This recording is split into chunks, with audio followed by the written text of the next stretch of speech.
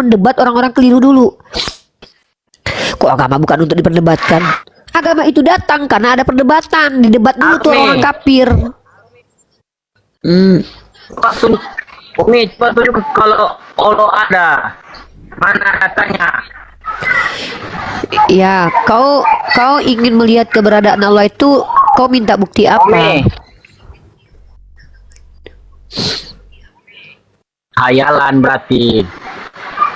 Walaupun kami kan Iya, yang kutanya itu. ada yang melihat. Nah, Siapa yang melihat segala Tuhanmu? macam mujizat. Siapa yang melihat Tuhanmu? Iya, siapa yang melihat Tuhanmu? Oh, ada kan sejarah. Sejarah. Berarti Siapa yang melihat Tuhanmu?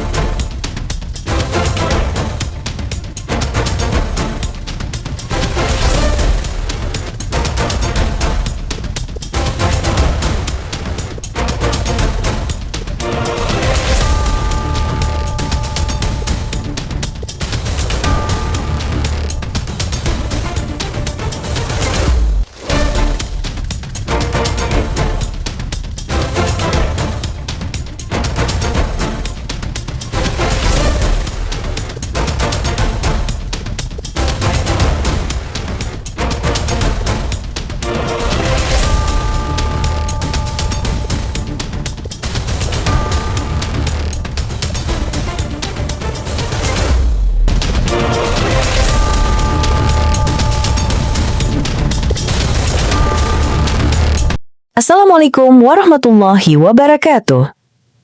Selamat datang di channel Tanya Jawab Iman, tempat di mana Islam dan Kristen bertemu dalam ruang diskusi dan debat. Di sini, setiap argumen akan diuji dengan dalil, logika, dan kejujuran berpikir. Para apologet Islam akan menjelaskan kebenaran agama Islam dengan hujah yang kuat, sementara pihak Kristen akan bertanya dan berusaha mempertahankan keyakinannya dengan cara mereka. Ini bukan sekedar diskusi dan debatan, melainkan pembelajaran iman dan logika yang membuka mata kita tentang siapa Tuhan sebenarnya dan bagaimana manusia memahami wahyunya. Nah, singkat kata, mari kita lihat video sekarang. Waalaikumsalam warahmatullahi wabarakatuh. Dan kita bertanya di sini, kalau kita lihat saudara-saudara kita Kristen, ya kan, sangat tutur katanya kalau di awal-awal itu manis banget ya. Kami ajaran kasih, kami tidak akan melaporkan kalau kalian membahas agama kami. Luar biasa ya. Kami ini ajaran kasih, kami ini selalu tertindas. Gitu ya, kan gitu ya. Nah, pertanyaannya adalah, apakah yang kalian omongkan itu benar? Gitu loh. Bener nggak seperti itu kenyataannya? Yang kita bahas itu kenyataan, bukan omongan. Ngapain ngomong-ngomong doang? Ngomong doang mah siapa juga bisa. Monyet juga bisa. Kukuk kiki kukuk. Monyet juga bisa. Kalau cuma sekedar bersuara, monyet juga bisa, guys. Ya, bisa. Nah, Reva yang belum kelihatan sampai sekarang itu muka Muhammad ya. Muka Tuhanmu memang ada. Nah, ini nih yang mengklaim pernah lihat muka Tuhannya itu yang bohong banget. Nah, gue tunjukin nih. Buat apa mengaku punya muka Tuhan tapi imajinasi? Ngapain? Itu bohong namanya itu. Nabi Muhammad memang belum pernah ada yang melihatnya. Kan kita nggak sejaman dengan Nabi Muhammad. Yang bohong itu adalah yang keji dan hina. Itu adalah orang-orang yang ngaku pernah melihat wajah Tuhannya tapi ternyata wajah itu imajinasi nih. Nih, rupanya gambar berbeda dengan apa nih? Selama ini para ilmuwan meyakini bahwa sampai saat ini penampakan gambar Yesus adalah murni imajinasi. Nih. Ngapain kau bangga? Gini loh, Dek. Kau membanggakan Tuhanmu yang pernah kelihatan, tapi ternyata itu wajah imajinasi. Terus apa hebatnya? Kalau Nabi Muhammad dikatakan tidak ada yang pernah melihat wajahnya, itu fakta. Emang emang zaman sekarang siapa yang hidup sejaman dengan Rasulullah? Nggak ada. Dan pada waktu itu orang nggak ada HP kamera buat foto-foto. Ini nih yang mas, itu bukan. Kalau kita tidak pernah melihat wajah Nabi, itu bukan masalah, karena tidak ada yang pernah melihat wajah Adam, tidak ada yang pernah melihat wajah Musa. Itu tidak masalah. Yang masalah itu adalah orang yang ngaku-ngaku pernah ketemu Tuhannya, tapi ternyata wajah Tuhannya imajinasi. Itu baru masalah. Itu baru masalah namanya. Itu ya.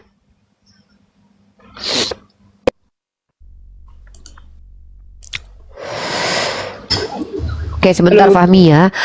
Sebentar. Oke, assalamualaikum warahmatullahi wabarakatuh. Bismillahirrahmanirrahim. Alhamdulillahirabbil alamin. Rasulullah bil huda wa dinil haq. Liyuzhirahu 'ala kulli walau karihal kafirun walau karihal munafiqun. Teman-teman, kali ini kita akan lanjut diskusi lagi. Mudah-mudahan diskusi kali ini bermanfaat buat edukasi tentang teologi, Islamologi dan Kristologi. Apapun yang terjadi, bagaimanapun keadaannya, tetap kita harus berdakwah setiap hari. Kenapa? Karena itu adalah beban tanggung jawab kita. Hendaklah di antara kalian ada yang beramar ma'ruf nahi mungkar. Nah, kita berdakwah dengan cara bil hikmah, di mana kita memberikan pengajaran yang baik dan juga mengizinkan mereka bertanya supaya mereka mendapatkan ilmu pengetahuan. Nah, kita menggunakan literasi baru kemudian bernarasi, bukan narasi kemudian baru literasi belakangan, tidak. Karena kita di sini memberikan informasi yang akurat dan bukan hinaan dan fitnahan. Oleh karena itu teman-teman, mari kita diskusi dengan cara benar sesuai dengan yang diatur oleh Undang-Undang Dasar 1945 dalam Undang-Undang Pasal 28E butir ketiga seakan dibaca menjadi hak kita untuk berdiskusi lintas agama. Oke teman-teman, mari kita diskusi dan kita sudah kedatangan tamu, kita sapa dulu.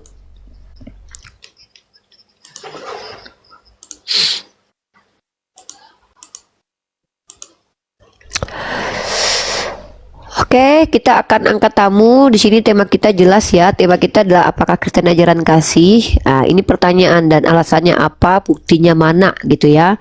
Karena kalau cuma ngomong doang siapapun bisa.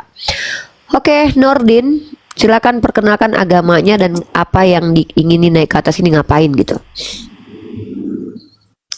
Halo Nordin.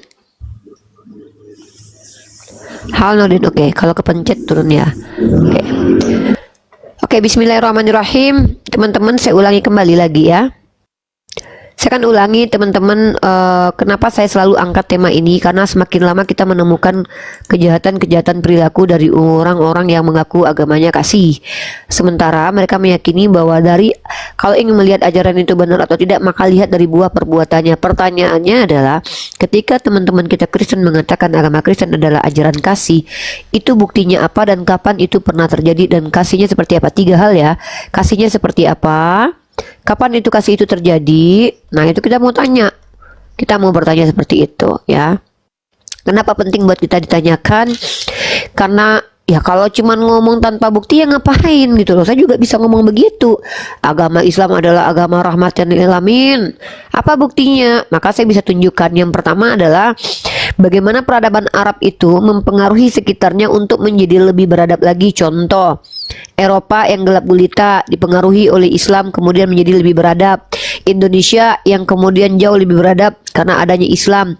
Kemudian kita lihat bagaimana hukum-hukum yang ada di Islam itu membentengi manusia untuk membatasi perbuatannya melampaui dari keinginan dan melampaui dari kehendaknya atau naturnya sendiri, memberikan maksimal dan minimal gitu ya.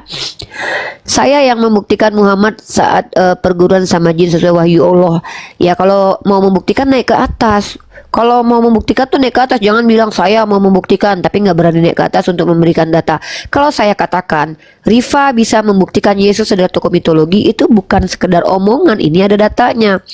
Saya bisa membuktikan kalau Yesus menurut skolar itu adalah tokoh mitos atau tokoh mitologi, tokoh yang tidak pernah ada secara historis karena memang tidak ada bukti-bukti otentik bahwa dia ada sebagai tokoh historis nih. Jadi kalau cuma ngomong doang saya yang buktikan Muhammad itu, mana datanya? Kalau saya datanya ada nih. Lah, jadi kalau kau pikir, oke, ini orang Kristen ini saya jawab dulu ya. Ini lucu nih ya. Datanya mana muka Nabi Muhammad? Kalau dengan tidak adanya muka seseorang maka tokoh itu kau anggap tidak ada, berarti beranikah kau mengatakan kalau Bunda Maria itu tokoh palsu, tokoh fiktif karena kita tidak pernah tahu mukanya seperti apa? Yesus pun termasuk tokoh palsu. Memang kau tahu muka Yesus seperti apa? Ada yang bisa membuktikan kalau muka Yesus yang kau tengok itu adalah muka Yesus beneran? Bisa. Nah, kalau saya bukan seperti kamu cara berpikirnya, saya menggunakan kaidah ilmiah nih. Yang mengatakan Tuhanmu sebagai tokoh mitos itu bukan saya, tapi para ahli. Ya, saya tunjukin ya. Yang pertama adalah Tom Harpur ya, tokoh pertama dulu, tokoh pertama. Nih. Kita tunjukkan siapa saja yang mengatakan bahwa Yesus adalah tokoh mitos. Nih, George Albert Wells. Ya, dia seorang profesor loh, seorang profesor emeritus. Dan dia yang mengatakan bahwa Yesus itu adalah, dia pendukung teori bahwa Kristus adalah mitos. Nah, ini data. Ini apa? Ini jurnal ilmiah nih. Ini jurnal ilmiah nih. Nih. Ini ditulis oleh Stefanus Kristianto. Berarti ini ditulis oleh orang Kristen sendiri. Ya, jadi kalau kita lihat orang yang mengatakan bahwa Yesus adalah tokoh mitos, yang pertama adalah seorang profesor. Ini profesor nih, George Albert Wells. Yang kedua, dan ini orang Kristen ya.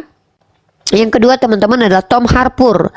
Nah, Tom Harpur ini adalah seorang penulis, penyiar, kolumnis, dan teolog. Lagi-lagi Kristen ya, teolog.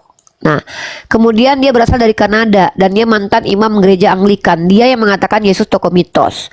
Kemudian adalah Richard Carrier.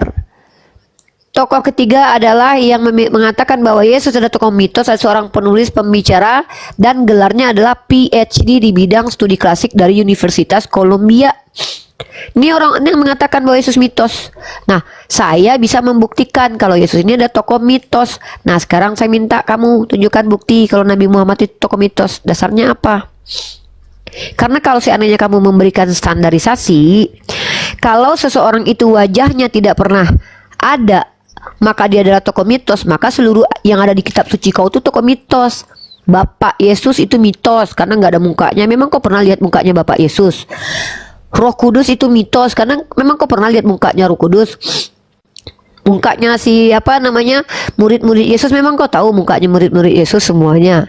Nah, ini baru kau mengakui agama memitos. Nah, cara berpikirnya kok lucu gitu ya. Cara berpikirnya saudara kita Kristen ini lucu. Menurut saudara kita Kristen, tokoh itu dikatakan mitos karena wajahnya tidak ada. Maka mereka menyerang Nabi Muhammad dengan menghina. Justru kami ini berbohong kalau mengatakan kami tahu wajah Nabi Muhammad. Bohong gitu loh. Kain, penghujat Kristus. Maaf, saya tidak pernah mengatakan Yesus mati terkutuk, Yesus mati ditelanjangi, Yesus mati diseret, Yesus itu adalah anak domba. Saya tidak pernah mengatakan begitu. Yang mengatakan begitu justru kalian. Jadi kenapa saya dikatakan sebagai penghujat Yesus? Justru sayalah ajaran gua hero. Kenapa dengan gua hero? Bukankah Tuhanmu mati dulu masuk gua baru jadi Tuhan kan? Apa masalah dengan gua hero? Kalau Nabi masuk gua dapat wahyu, itu nggak masalah. Tapi Tuhan mati masuk gua terus jadi Tuhan, bagimu itu nggak masalah. Ini lucu standarnya kalian teman-teman Kristen. Ya, teman-teman Kristen ini menghina gua hero, padahal Tuhannya itu mati di gua dulu. Nih, gua batu nih.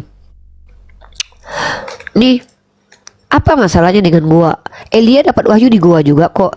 Kenapa kalian ini kalau nyerang agama Islam selalu nelanjangin agama kalian sendiri? Saya bingung gitu loh. Ada apa dengan, kenapa kalian itu menyerang Islam tapi kalian tuh sedang berusaha menginjak-injak agama Islam, tapi yang kalian injak tuh agama kalian sendiri. Kalian ejek-ejek gua hero. Tuhan kalian kan mati masuk gua dulu. Gimana sih? Nih, ini gua batu di tempat Tuhan kalian nih. Gimana ini? Nih, Tuhan kalian aja dikubur dalam gua ini nih. Tuh gua ini. Nih. Nih. Makam Yesus. Nih gua ini. Lalu apa masalahnya? Lucu kan teman-teman Kristen kita ini? Lucu kan kalian menghina gua hero, tapi Tuhan kalian pernah mati dan dimakamkan di gua. Nabi kami nggak mati di dalam gua. Nabi kami bertahanus di gua. Lalu apa?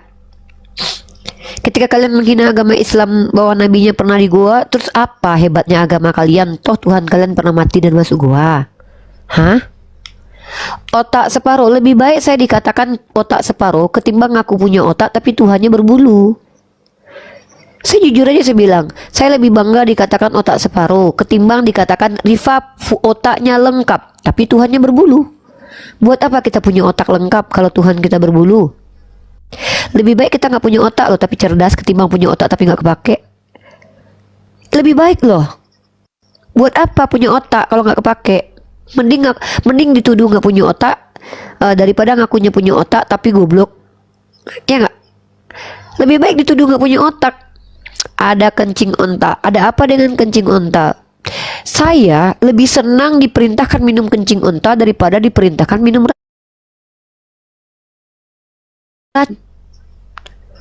minum kencing onta bisa membuat sembuh. Ini kita diperintahkan untuk mati loh.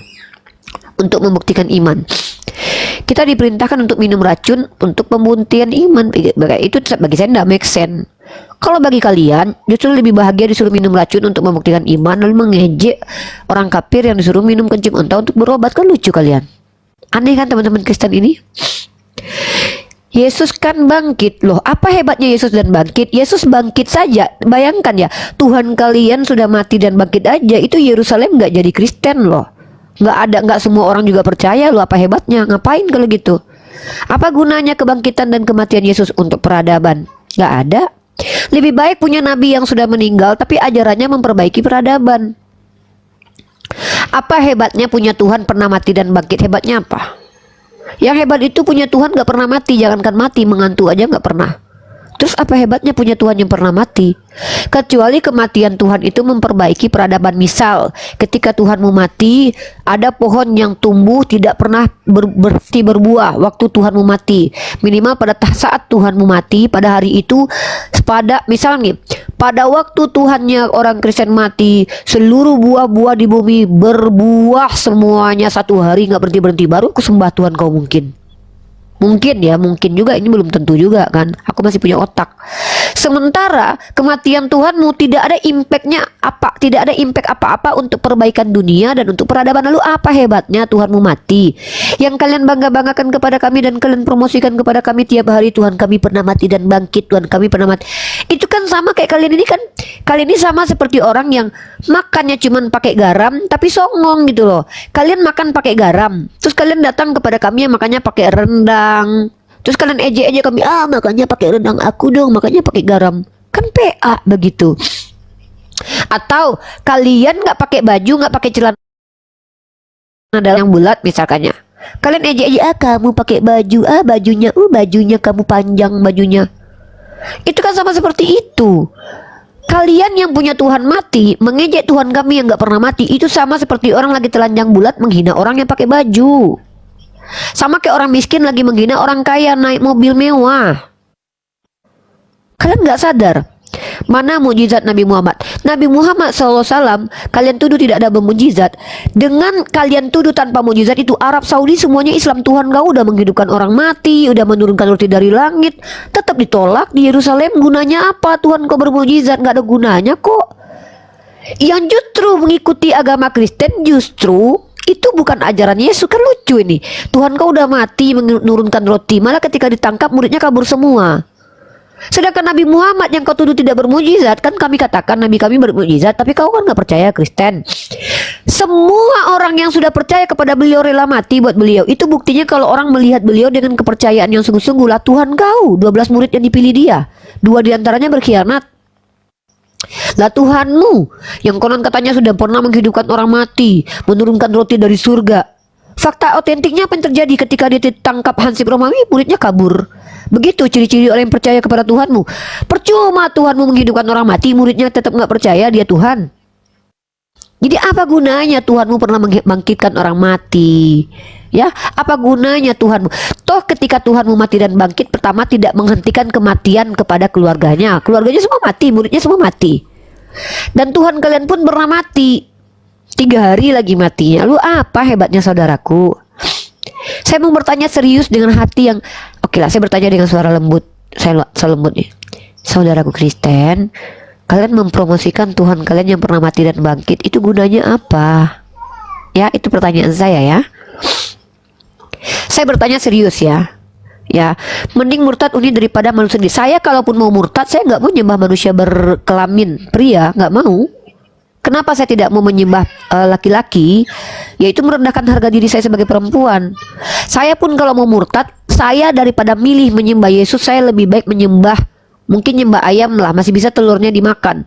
Lah, nyembah Yesus gunanya apa buat saya? Jujur saya katakan ya, kalaupun suatu saat saya gila menyembah kepada makhluk, ya nggak mungkin saya sembah Yesus. Ya pasti saya pilih menyembah sesuatu minimal ada manfaatnya lah. Nanti kalau misalnya saya sembahyang, na'udzubillah min dzalik, ya minimal bisa dipotong untuk dimakan. Ya udahlah, disembah nggak ada gunanya buat apa gitu loh. Kalaupun mau murtad nggak pilih Kristen, nggak mungkin beli Kristen ya. Saya lebih baik nyembah galon deh, karena kalau galon ada air minumnya bisa diminum lah. Nyembah Yesus gunanya apa? Saya dengan suara lembut saya bertanya, saudaraku Kristen yang mempromosikan dari tadi Tuhan yang pernah mati bernama Yesus, saya jujur bertanya, Apa gunanya nyembah Yesus buat peradaban? Buat psikologis apa? Coba saya tanya sama kalian. Apa manfaat menyembah Yesus? Pertama buat stamina, kesehatan, psikologis apa? Apa? Coba. Kalau menyembah Allah ada sih bisa jawab. Kalau menyembah Yesus buat peradaban gunanya apa? Nggak usah deh menyembah Yesus deh. Yesusnya sendiri gunanya buat peradaban apa? Ya Tuhan sembah. Tuhan wajib sembah Tuhan Yesus. Kalau Apa? orang kan nggak kelihatan. Itulah Tuhanmu aja udah 3, signalmu masih miskin loh. Aku kalau Tuhanku 1, kalau hidup gua agak susah masih mending lah, karena mungkin dosa-dosaku mungkin membuat diriku susah. Kau Tuhan kau udah 3 aja, signalmu masih susah loh, Dek. Coba Makanya aku buktikan bilang kalau nggak mau aku jadi Kristen. Allah kalian ada. Coba buktikan Oke, Allah kalian Allah ada. Mana? Pembuktiannya dengan cara melihat diam. Keberadaan Allah itu terbukti dengan adanya Tuhan kau yang diciptakan oleh Allah. Melihat apa? Tuhan kau tuh ada karena diciptakan oleh Allah. Lah, Melihat apa? Tuhan kau emang bisa dilihat? Oh itu. Tuhanmu bisa dilihat memang, kan saya bilang. Bukti kalau Allah, inilah teman-teman Kristen ini, Tuhannya saja sudah 3, signalnya aja masih susah. Coba minta sama Roh Kudus dulu, Dek. Gini loh, Dek, Tuhanmu aja udah 3 loh, Dek. Tapi signalmu naik ke sini aja susah. Coba jangan numpang wifi dulu lah, minimal pakai wifi sendiri aja gitu. 3, kalian 2. Aduh, yaudah udah minta tolong sama Tuhanmu dulu. Udah 3 loh Tuhannya, tapi masih susah hidupnya ya. Gini loh ya, memang saya tidak menilai orang itu baik atau buruknya karena dia susah atau tidak. Tapi minimal Tuhannya udah 3 kok masih susah gitu loh ya.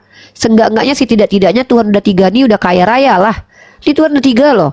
Minta sama bapak nggak dikasih, sama anak bisa. Nggak dikasih sama anak minta sama Roh Kudus kan bisa. Kan enak gitu ya. Buat teman-teman Kristen, kalian mempromosikan dari tadi Tuhan kalian. Saya bertanya, gunanya Tuhan kalian buat peradaban apa? Kalau Nabi saya ada gunanya buat peradaban. Halo Rahel Pasaribu. Halo Rahel Pasaribu. Halo Rahel. Rahel Pasaribu agamanya apa? Halo. Halo Rahel. Oke. Buat teman-temanku Kristen, silakan kalian promosikan Tuhan kalian, tapi jangan kepada umat Islam ya. Umat Islam jangankan menyembah manusia loh, nyembah roh aja kami nggak mau loh. Ya, kami jangankan nyembah batu, nyembah orang, roh aja kami nggak mau nyembah karena kami nggak mau jadi animisme. Apalagi nyembah manusia yang ada rohnya. Suatu saat kalau rohnya dicabut mati tuh orang. Apalagi dia pernah mati. Dengarkan baik-baik kepada saudaraku Kristen. Silahkan kalian promosikan Tuhan kalian, tapi jangan kepada umat Islam, karena umat Islam ini tinggi levelnya. Kami jangankan nyembah manusia, nyembah roh aja kami nggak mau, apalagi nyembah batu. Ya, kami nggak mau. Jangankan nyembah batu, nyembah orang, apalagi orangnya pernah mati, miskin pula, nggak mungkin.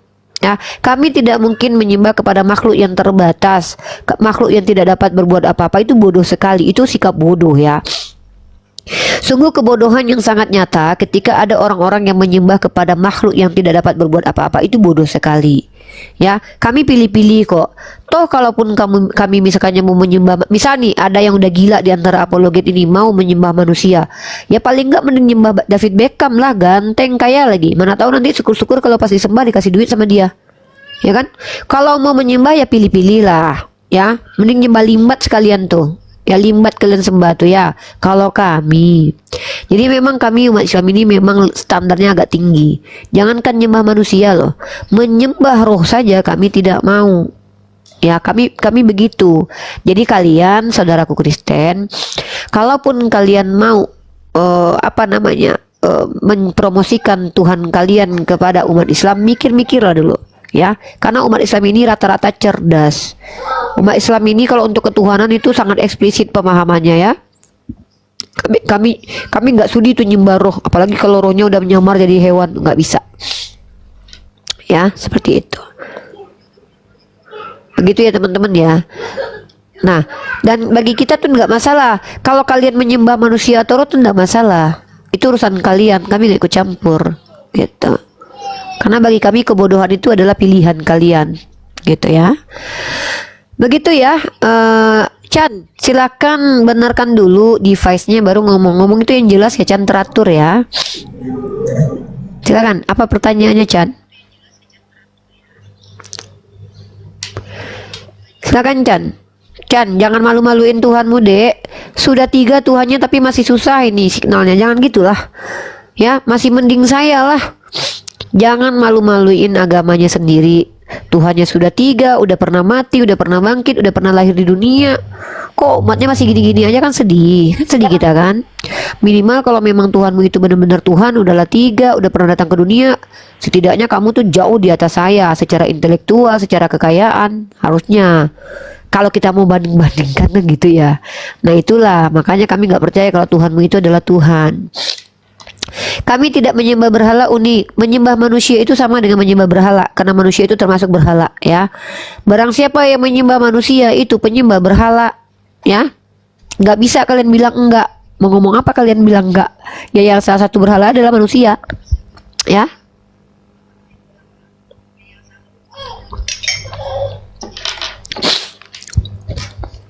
Wah, mantap.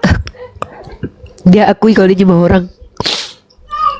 Tapi baguslah kalau ada orang Kristen yang sudah mau mengakui kalau dia nyembah orang, itu bagus, itu ada perkembangan. Biasanya kan nggak ada yang dia nggak mau mengakui mereka. Setidaknya sudah berdamai ya dengan sembahannya ya, nggak apa-apa lah, nggak masalah, itu kan hak kalian. Di Indonesia ini Kristen itu boleh, Kristen itu menjadi agama yang diizinkan. Jadi kita nggak masalah kalau ada saudara-saudara kita Kristen menyembah Tuhannya yang adalah manusia, itu hak mereka. Kita nggak boleh menghina dan tidak boleh merendahkan, karena itu melanggar undang-undang. Tapi kalau dipromosikan ke kita ya kita ya suruh mikir dulu lah mereka mempromosikan Tuhannya ke kita. Karena levelnya orang Islam ini tinggi-tinggi. Mereka orang Islam jangankan nyembah orang, nyembah roh aja nggak sudi. Saya contohnya, saya pun kalaupun menyembah orang ya milih-milih lah. Saya pilihlah orang yang paling ada gunanya buat peradaban. Buat apa saya milih orang yang udahlah miskin, nggak ada guna, cuman omon-omon aja gitu loh, ya, gitu. Biarkan agama orang dengan ajaran masing-masing. Ya emang biarin, ya biarin lah, ngapain digangguin. Saya gak ada urusan dengan orang yang ngejalanin agamanya masing-masing. Emang di sini kami melarang orang beragama. Di sini tempat diskusi lintas agama, ya. Kata-katamu menunjukkan dirimu. Iya, kata-kata saya menunjukkan siapa saya. Saya adalah seorang kristolog. Ya, itu memang betul. Memang kata-kata saya menunjukkan siapa saya. Saya adalah seorang kristolog. Gitu ya.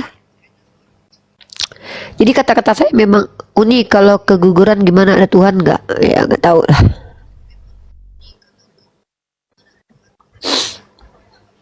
Bedanya apa Otil sama penyembah Fir'aun? Nggak ada. Agama bukan untuk didebatkan. Siapa bilang? Jangan menipu. Anda jangan nipu. Yesus itu datang ke dunia berdebat dengan ahli Taurat. Nabi Muhammad datang mendebat orang-orang kafir. Jangan menipu lah. Itu tipuan banget tuh. Agama bukan untuk diperdebatkan. Ini bohong banget ini dusta. Ini ada orang yang ngajarin agama bukan untuk diperdebatkan. Kau menghina Yesus dan Nabi Muhammad ini. Kau pikir Nabi Muhammad sama Yesus tuh nggak pernah mendebat orang-orang salah gitu? Aduh, diperangi lagi. Bacalah kitab-kitabnya itu. Kok agama bukan untuk diperdebatkan? Agama itu datang dengan mendebat orang-orang keliru. Paham nggak? Agama itu bisa datang, bisa hadir, bisa diterima di tengah-tengah masyarakat karena mendebat orang-orang keliru dulu. Kok agama bukan untuk diperdebatkan?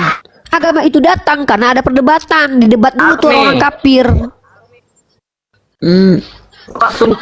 Umi, coba tunjuk kalau ada. Mana katanya? Ya, kau ingin melihat keberadaan Allah itu, kau minta bukti apa? Umi. Hayalan berarti. Kalaupun kami kan Iya, yang kutanya itu. ada yang melihat. Nah, Siapa yang melihat segala Tuhanmu? macam mujizat. Siapa yang melihat Tuhanmu? Iya, siapa yang melihat Tuhanmu? Oh, ada kan sejarah. Berarti Siapa yang melihat Tuhanmu? banyak murid-muridnya kan ada lihat. Iya, siapa? Banyak kan murid-muridnya. Siapa namanya? Banyak. Iya, nggak usah banyak namanya aja, satu aja. Siapa? Satu aja. Siapa nama orang yang pernah melihat Tuhanmu? Namanya siapa?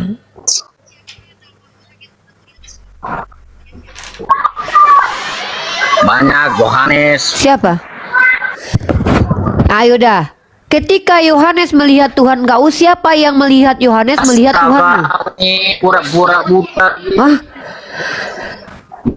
Enggak, bukan pura-pura buta. Kalian itu hanya mengklaim mengatakan bahwa si Yohanes melihat Tuhan kalian. Itu kan cuma klaim kalian, tertulis di kitab kalian. Maka timbul pertanyaan, yang melihat Yohanes melihat Tuhan kau itu siapa? Kok kau tahu? Percaya di kitab. Kamu percaya kitab kamu? Kalau begitu ngapain kau tanya-tanya kitabku? Kenapa kau kalau kau begitu caranya, kalau kau bilang aku percaya. Ya sama kan. Diam Kami dulu. percaya Diam kitab dulu. kami. Gini loh. Diam dulu. Diam dulu kau. Kami Diam. percaya kitab kami. Aduh, ini. Aduh, signalmu jelek. Kau turun dulu. Gini ya, kalau kau bilang aku percaya kepada kitabku, kata kau.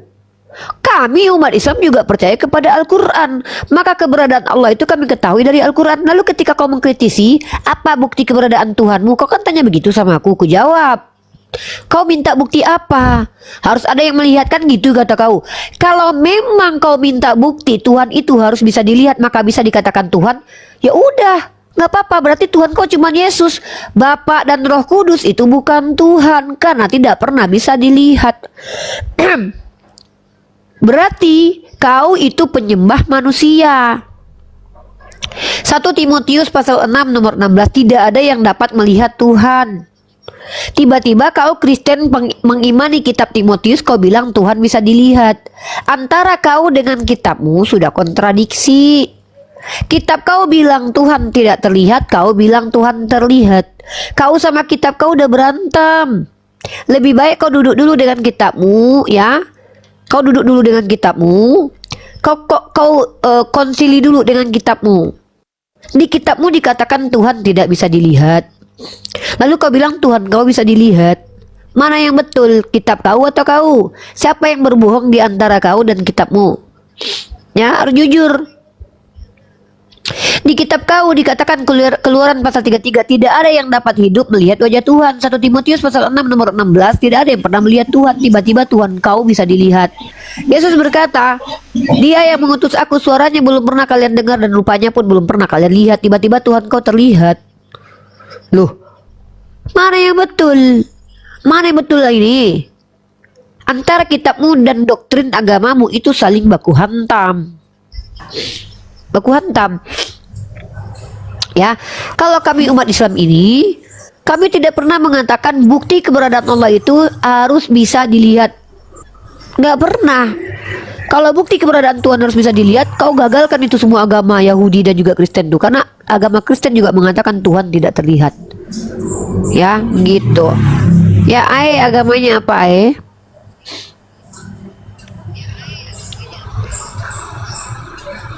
Halo, Gus Rembes, lakum dinukum waliyadin itu artinya adalah agama. Oh ya. Oke, siap-siap. Ya, Gus Rembes gini ya.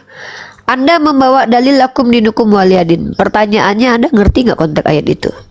Lakum dinukum waliyadin itu bukan dalil yang bisa kau bawa untuk menghentikan diskusi dan perdebatan. Salah kau tuh. Lakum dinukum waliyadin itu bisa kau bawa kepada orang-orang yang mengajak kau menyembah Tuhannya. Karena itu asbabun nuzulnya adalah ketika orang kafir Quraisy mengajak Nabi Muhammad untuk win-win solution, bekerja sama dengan penyembahan berhala. Hari ini nyembah Tuhannya kita, besok nyembah Tuhannya orang kafir.